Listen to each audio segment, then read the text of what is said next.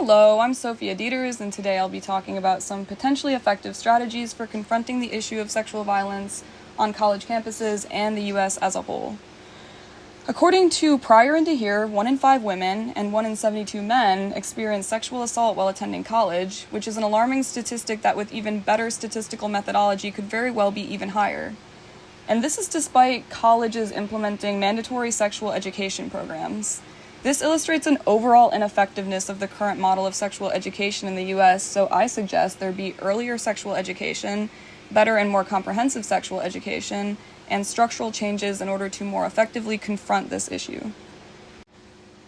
So, beginning with earlier sexual education, Carey and colleagues found that parents rarely speak to their children about consent, and neither does the school system in kindergarten through 12th grade, which means that the first time adolescents are taught about healthy consent is in college, which forces university consent classes to undo 18 years of misinformation and the influence of rape culture.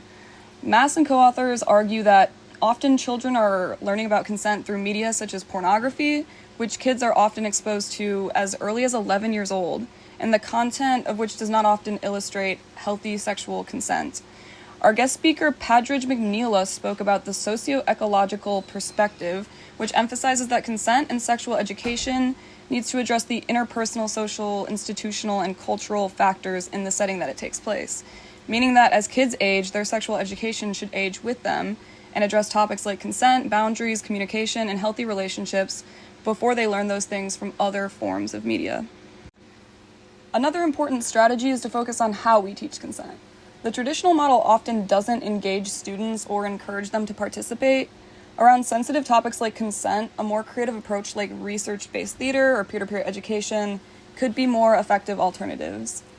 Friel and colleagues found that playing out consent scenarios through theater helped the audience to practice conversations and improved attitudes around consent.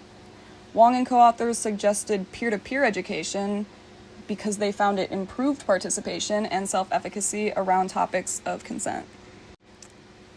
It doesn't just matter when and how consent is taught, but also that it covers the complicated array of broader social topics that is influenced by and influences the culture in which we exist.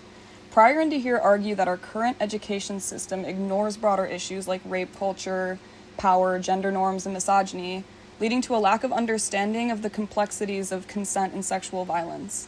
Teaching how all of these factors interplay with the state of sexual violence in our society gives a more comprehensive understanding of the cultural conditions that allow rape myths and misinformation to exist in the first place. Even if education methods and content were improved, larger institutional barriers would still work against prevention efforts. Moylan and colleagues argue that campus climate, things like student trust, campus inclusivity, discrimination, reporting methods, and prevention infrastructure all play an important role in the risk of sexual violence on college campuses. On the other hand, Pryor and DeHeer make the case that institutions under neoliberalism are often more focused on reputation and revenue than they are on actually protecting those under their purview. When an institution like a university is focused solely on protecting power and profit, those goals are not always aligned with the well-being of students. The current infrastructure protects those things, and so as Clarissa DeSantis spoke about in her guest lecture, institutions often engage in resistance tactics to avoid dismantling a system that is aligned with their goals. Taking a more socio-ecological approach to understanding sexual violence is key. As Pryor and DeHeer described through the framework of sexual terrorism, sexual violence is reinforced by the structural violence of things like ideology and propaganda, which have to be confronted before the issue of sexual violence can be fully resolved. Understanding violence as an individual issue of morally deficient perpetrators who commit violence in a vacuum neglects to confront the broader social and structural issues that actually lead to that violence and makes it impossible to prevent.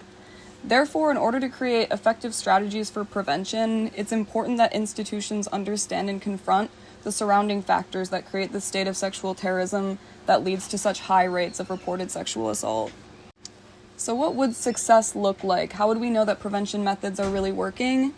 Moylan and colleagues argue that the current university methodology of merely capturing rates of sexual assault is insufficient because it neglects to capture the wider range of climate factors that impact the safety and comfort of students. A more comprehensive approach would measure factors like institutional trust, bystander intervention, empathy towards victims, and the accountability of institutions when instances of violence occur. Seeing rates of sexual violence along with these adjoining factors improve would indicate success. My personal evaluation of the issues of consent and sexual education is that we do a disservice to people and society more broadly by not integrating it more thoroughly into our curriculum. Because we live in a system that values profit above the well-being of people and where money and resources are allocated by those who want to maintain the status quo, permanently changing issues around sexual violence at a large scale probably involves changing the system that normalizes and allows it.